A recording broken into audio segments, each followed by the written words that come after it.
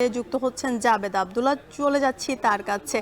জাবেদ, এই তীব্র শীতে খেটে খাওয়া মানুষের জীবন কেমন দেখছেন আপনি, এবং যারা আসলে আমাদের প্রতিদিনের যারা মানুষ রয়েছেন এবং সেখানকার ছিন্নমূল মানুষদের অবস্থা কি দেখছেন, জানাবেন।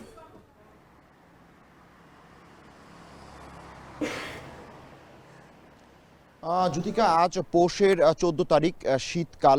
একেবারেই এই যে শীতলতম যে মাস জানুয়ারি, সেটি আসন্ন এবং নিকটে হওয়ার কারণে রাজধানী সহ সারা দেশে কিন্তু শীত এরই মধ্যে জেঁকে বসেছে এবং বাহিরে কনকনে বাতাস অনুভূত হচ্ছে বেশি। আপনি যেমনটি বলছিলেন, এই শীতে সবচেয়ে বেশি আসলে কষ্টে আছেন মূলত খেটে খাওয়া যে ছিন্নমূল মানুষ, তারা। একেবারেই বাহিরের পরিবেশটা আমরা দেখেছি, ছিন্নমূল মানুষ অনেকেই জবুথুবু অবস্থায় তাদের যে দৈনন্দিন যে কাজ, সেই কাজ সম্পূর্ণ করছেন। একটু জানিয়ে রাখি, সকালে আবহাওয়া অফিসের সঙ্গে কথা বলার সুযোগ হয়েছিল। আবহাওয়া অফিস জানিয়েছে যে আজ সর্বনিম্ন তাপমাত্রা কিশোরগঞ্জের নিকলিতে রেকর্ড করা হয়েছে 10 ডিগ্রি সেলসিয়াস। এই মাসে শৈত্যপ্রবাহের সম্ভাবনা নেই, তবে আগামী মাসে অর্থাৎ জানুয়ারিতে, যেটি শীতলতম মাস, সেই শীতলতম মাসে 2টি শৈত্যপ্রবাহের শঙ্কার কথা কিন্তু জানাচ্ছে আবহাওয়াবিদ। আমি সকালে কথা বলেছিলাম আবহাওয়াবিদ আবুল কালাম মল্লিকের সঙ্গে। তিনি যে বিষয়টি বলছেন যে এই শীত ঢাকা সহ সারা দেশেই অনুভূত হচ্ছে এবং সেটি আগামী সপ্তাহ নাগাদ আরও এর তীব্রতা বাড়তে পারে এবং দিনের থেকে রাতের যে তাপমাত্রা, সেটি মূলত আরও কমে যেতে পারে। এবং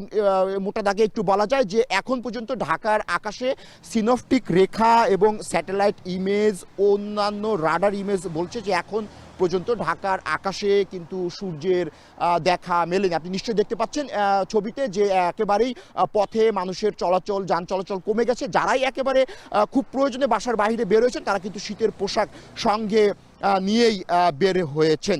মূলত এই কনকনে বাতাসে মূলত ঠান্ডা আবহাওয়া বেশি অনুভূত হচ্ছে নগরীতে। জ্যোতিকা, এই ছিল আবহাওয়ার সবশেষ তথ্য।